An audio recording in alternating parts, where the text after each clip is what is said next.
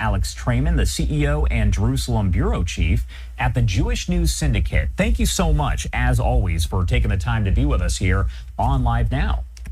Thanks so much, Josh. Good to be here.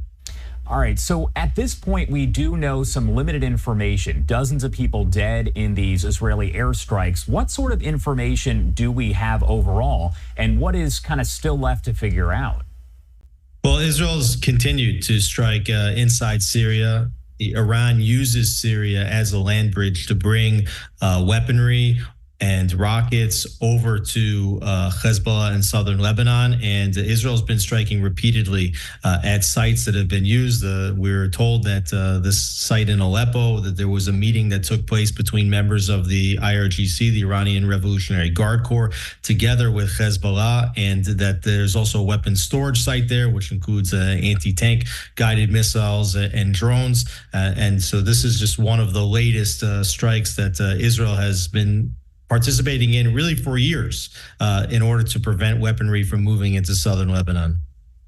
And this area has been kind of struck before, correct? My understanding is that the airports in that area have been hit to kind of prevent weapons from getting distributed, right? Yes, Israel struck at the main airport in Syria multiple times, destroying the runway. It keeps getting repaved and re-hit again. Yes, Israel's been operating, as I said, for years inside Syria to prevent weapons from moving into southern Lebanon. Iran has a very serious stronghold inside Syria, which has been hurt by the civil war. You have a situation there where you don't have control. So Iran has filled some of that vacuum, and Israel operates against it whenever it has intelligence that it can take out weapons or high-ranking members of the IRGC or Hezbollah. We did hear from Israel's president, who did say Biden is a, quote, great friend of Israel. We know there's been some kind of back and forth, some disagreements between Biden and Netanyahu overall on the war itself. So is that surprising to hear that comment from Israel's president? Well, I think that the president is doing his job, which is to try to make some damage control here and to show that there is still good faith and that Israelis do still recognize that the United States is its most important ally, and particularly in this war, and that Israel still relies on the United States for a veto at the United Nations, which it signaled that maybe it's no longer willing to use, and Israel would like to get that veto back, and that Israel still is relying on weapons from the United States. So I think Herzog, the president, is just trying to do a little bit of damage control and try to simmer some of the tensions that have been brewing between the administration and Netanyahu. And while we've seen that growing divide there between Biden and Netanyahu, I did want to talk to you about Texas Governor Greg Abbott. He actually did speak about an emergency order that he was issuing that would curb anti-Semitism at colleges and universities in the U.S. So despite the differences between Biden, Netanyahu, the U.S., and Israel, it sounds like the relationship between the two is still fairly close. Well, certainly, the overwhelming majority of Americans support the state of Israel and support Israel against Hamas, in this war. But the issue of anti-Semitism on college campuses has been brewing for 25 years and has really nothing to do with Israel's war against Hamas. And, you can disagree with the policies that the state of Israel takes, and particularly in this war, but you still should support the idea that Jewish students who may or may not support the war between Israel and Hamas, that they should have a safe space to operate on college campus. We've seen a dramatic rise in anti-Semitism in the United States, both soft and violent forms of anti-Semitism, and the amount of incitement and intimidation on the college campuses has reached intolerable levels. So you have issues of Israeli policy and also issues of anti-Semitism. American Jews should not be subjected to anti-Semitism on a college campus, regardless of what Israel's doing in the Middle East. And we're approaching 6 months since the October 7th attack. We are getting very close, only about, I would say, maybe a little more than a week away at this point. Did you think when that attack happened and the war broke out that this would be where the situation stood 6 months later?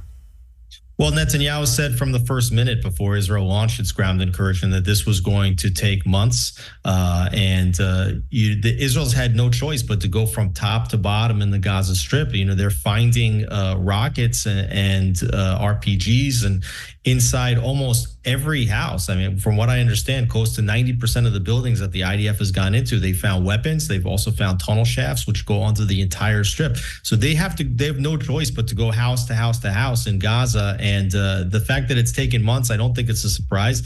There's no way to know from the outset how long such an operation is going to take. In addition to that, the United States has certainly been slowing Israel down by forcing them to create humanitarian corridors and move people from place to place, enforcing that Israel will act in a very precision-guided fashion, and now also slowing up the entry of the IDF into Rafah in the south. It's making the war take longer.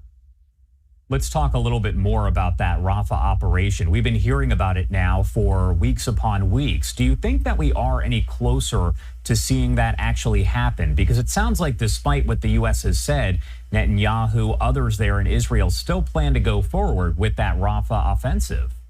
Absolutely. Netanyahu delivered a strong message to Antony Blinken last week that despite U.S. wishes that they avoid such an operation, that the IDF is absolutely going to go into Rafah. That said, they need to set up a facility or a safe area where the civilians that are holed up in Rafah now, basically living in a large intensity, will have someplace to move.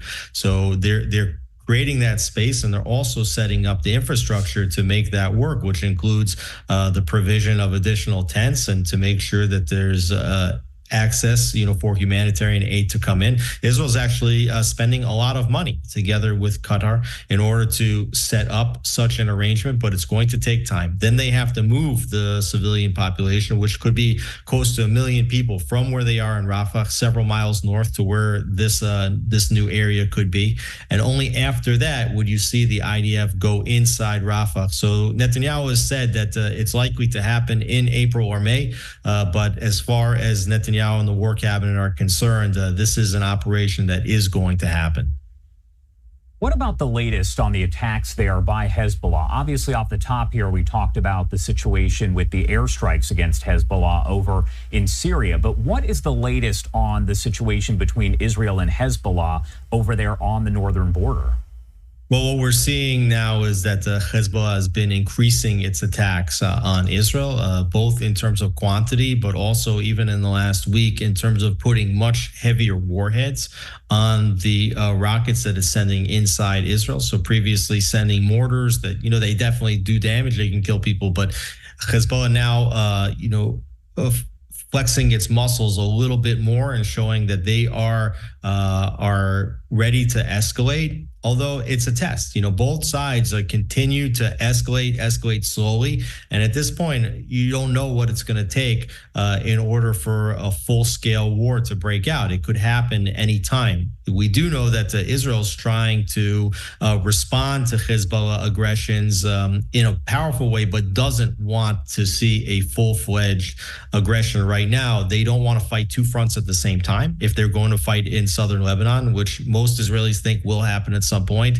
Israel wants to make sure that it can divert their soldiers and their tanks to that front. And at the same time, Israel's also rapidly trying to advance some of its missile defense. Israel's been working on a laser version of the Iron Dome, which means that Israel would be able to shoot out more Hezbollah rockets in real time using a laser that doesn't need to be replenished the way the Iron Dome and the Patriot systems need to be replenished manually. So Israel has many reasons why it wants to postpone full-fledged conflict. At the same time, Israel's not going to allow this conflict to end until it is sure that it can return tens of thousands of residents to their homes who have been evacuated in the north. And before I let you go, I do want to see if you can provide some clarity on a story that's been circulating a lot here. Can you explain the Israeli Supreme Court's order that essentially prohibits the government from providing stipends to the ultra-Orthodox Jewish men who do not serve in the Israel Defense Forces? What is the background there on all of this? Because we've seen a lot of discussion over it. Can you kind of break it down for us? Well, it's a long and complicated story that goes back to the beginning of the state, and I won't get into all the details, but essentially you have ultra-Orthodox members of the society that learn in yeshivas full-time, that they study Torah as a profession, and they believe that this provides actually some degree of defense for a Jewish state. But you have the rest of the country, which says that also that these Orthodox Jewish men should take their fair share of the burden of serving in the military or some other form of national service. Some do, but there's been resistance from many of the leaders in the Orthodox communities to these ultra-Orthodox communities to have their members serve. The Supreme Court has now ruled, and in the past, the Supreme Court, by the way, has overturned plans that have pushed towards some degree of integration, but in the midst of the war, with a previous arrangement now expiring, the Supreme Court has ruled that stipends for students that are no longer exempt from serving in the military should be cut off. And it's a big cultural and social issue in the state of Israel. Many Israelis want to see these ultra-Orthodox serve. There are many more ultra-Orthodox that want to serve in the military. The question is, how do you move a whole portion of the society that has avoided service into the army? How do you create the frameworks to allow them to enter in a way that's comfortable for them? And how do you do that while you're still fighting a war? When there is the need for more soldiers, when the government should be dealing with the war, they're now also being forced to deal with this very complex and long debated social issue.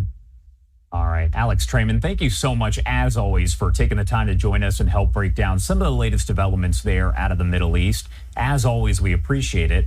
Anything else you want to add about anything before I let you go? Well, it's complicated. You mentioned that the war is dragging on for 6 months. There's definitely political tensions in Israel.